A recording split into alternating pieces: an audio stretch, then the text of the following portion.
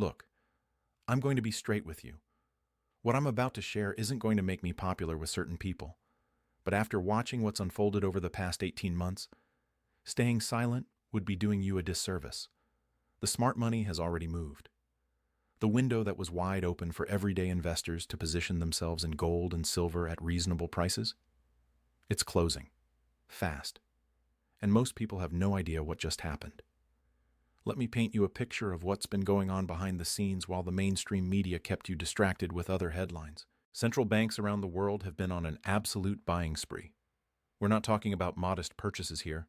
We're talking about the most aggressive accumulation of physical gold in modern history. The People's Bank of China added over 300 tons to their reserves in a single year. Turkey's central bank has been buying at a pace that would have been unthinkable 5 years ago. Poland, Singapore, India, the list goes on. But here's what makes this different from previous cycles. They're not just buying. They're buying and staying completely silent about their long-term intentions. When you see central banks accumulating this aggressively while simultaneously talking down the importance of gold in public statements, you need to ask yourself, what do they know that they're not telling us? The answer is becoming clearer every single day. The global monetary system is going through a transformation that happens maybe once or twice in a century. The dollar's role as the world's reserve currency, something we've all taken for granted our entire lives, is being actively challenged in ways that would have seemed impossible just a decade ago. Think about what's happened. The BRICS nations, Brazil, Russia, India, China, South Africa, have been working on alternative payment systems. They're settling trade in their own currencies.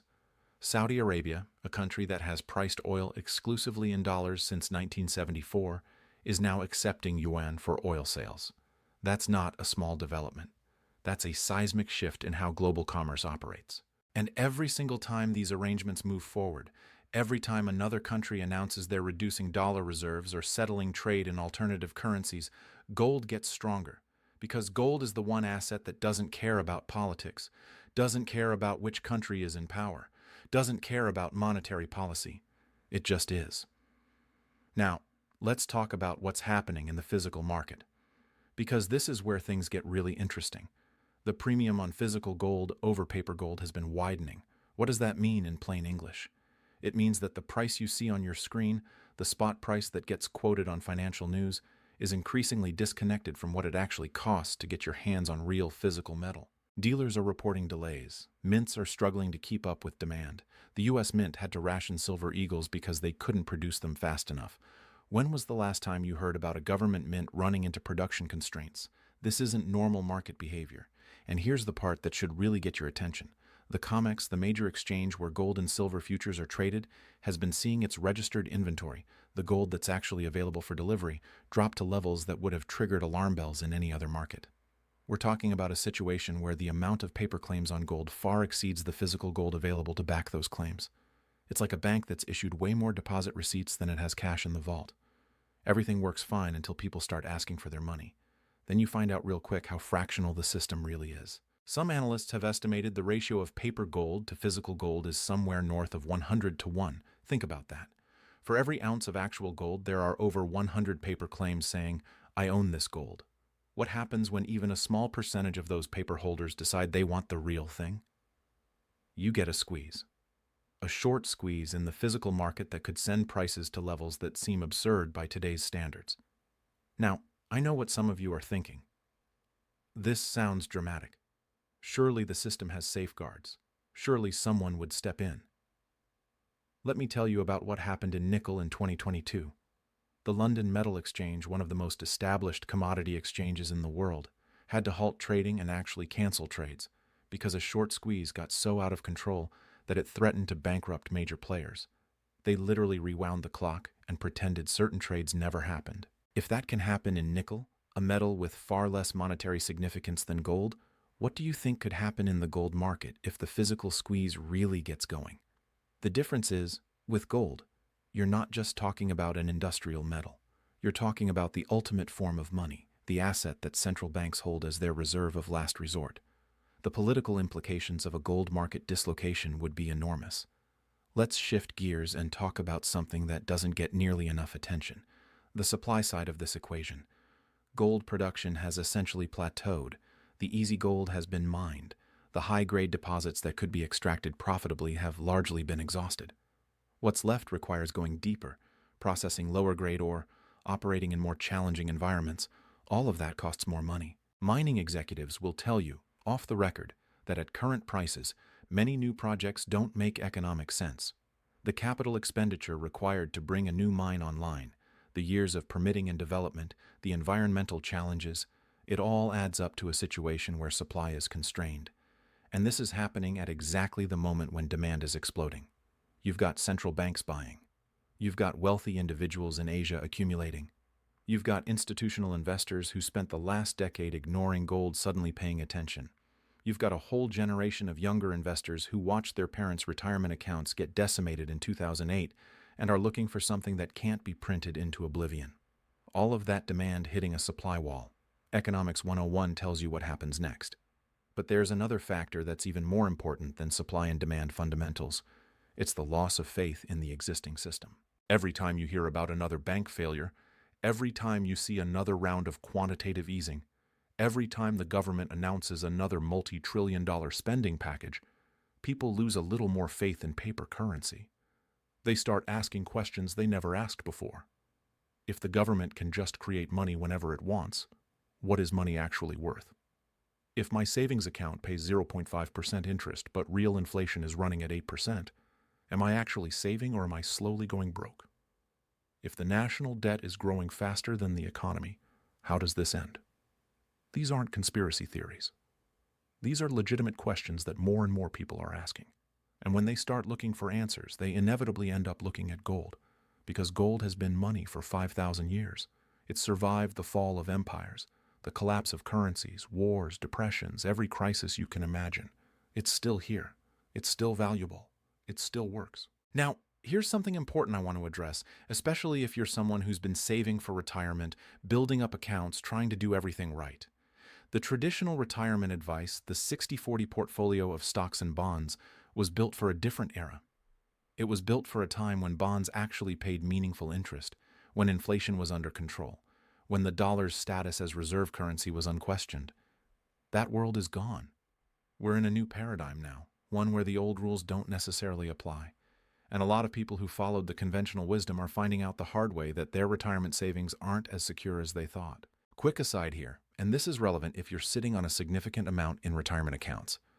I put together a comprehensive guide on how gold IRAs actually work. It's in the description below. It covers the mechanics of getting physical gold into your retirement account without triggering tax penalties, the custodian requirements, the storage considerations, all the details you need to know. If you've got $100,000 or more in retirement savings and you're concerned about the issues we're discussing, it's worth taking a look at. No pressure, just information. All right, back to what's happening in the market right now. The technical picture in gold is setting up in a way that has traders paying very close attention. We've broken through resistance levels that held for months. The moving averages are aligning in a bullish configuration. The momentum indicators are showing strength. But more important than any chart pattern is the fundamental backdrop. Because technical analysis can tell you where price might go in the short term, but fundamentals tell you why it's going there and whether the move is sustainable. And the fundamentals right now are screaming that gold should be much, much higher than where it's currently trading. Think about the real interest rate environment. Real interest rates, that's the nominal interest rate minus inflation, are deeply negative in most developed countries. When you're losing purchasing power by holding cash, when bonds are paying less than inflation, gold becomes one of the few assets that actually preserves wealth. Historically, gold has performed best in environments of negative real rates.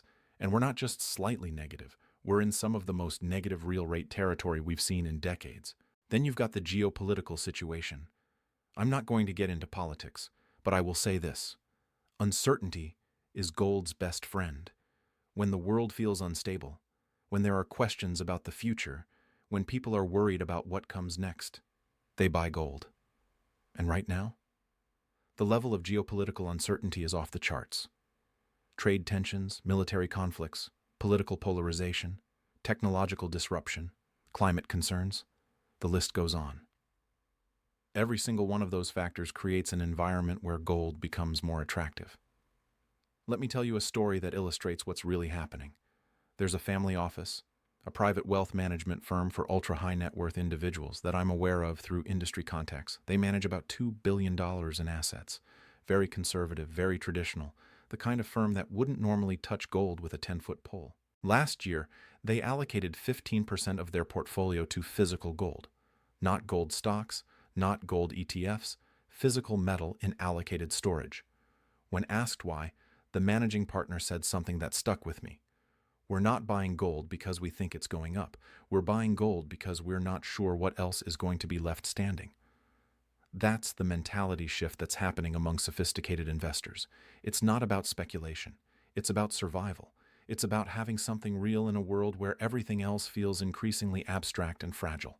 And here's the thing about that kind of buying. It's not hot money that flows in and out based on short-term price movements. It's sticky, it's long-term. It's the kind of demand that creates a floor under the market.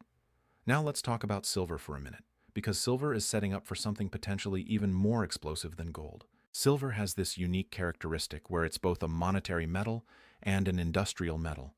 It's used in solar panels, in electronics, in medical applications, in water purification. The industrial demand for silver is growing at a time when above-ground stockpiles are declining. The gold-to-silver ratio, which measures how many ounces of silver it takes to buy 1 ounce of gold, has been historically out of whack. Right now, it's trading around 85 to 1. The historical average is closer to 60 to 1. In previous bull markets, it's compressed all the way down to 30 to 1, or even lower. What does that mean in practical terms? It means that silver has the potential to outperform gold on a percentage basis. If gold doubles, silver could triple or quadruple. But silver is also more volatile. It's a smaller market, so it moves faster in both directions. That's not for everyone. But for people who understand the dynamics and can handle the volatility, the opportunity is significant. The supply situation in silver is even more constrained than gold. There are very few primary silver mines. Most silver comes as a byproduct of mining other metals like copper or zinc. So when those base metal mines slow down production, silver supply gets squeezed. And we're seeing that happen right now. Mine production is flat to declining. Recycling can't make up the difference. Industrial demand keeps growing. The math doesn't work unless prices go significantly higher to either incentivize more production or ration demand. Here's what keeps me up at night, and what should concern anyone paying attention to these markets. The derivatives exposure in the precious metals market is enormous. Banks and financial institutions have taken massive short positions in gold and silver futures. They've done this for years, and it's worked because they could always deliver paper contracts or roll positions forward. But what happens when the market demands physical delivery? What happens when the paper market breaks down and people say, "I don't want your contract, I want my metal"? You get a default. You get a situation where the exchange has to change the rules, where contracts get settled in cash instead of metal, where the whole facade of the paper market gets exposed. And when that happens, when people realize that the price they've been watching on their screens doesn't reflect the true value of physical metal, the repricing is going to be violent. I'm not saying this to scare you. I'm saying this because it's important to understand the mechanics of what's happening. The precious metals market has been suppressed for years through paper manipulation. That suppression is becoming harder and harder to maintain as physical demand overwhelms the system.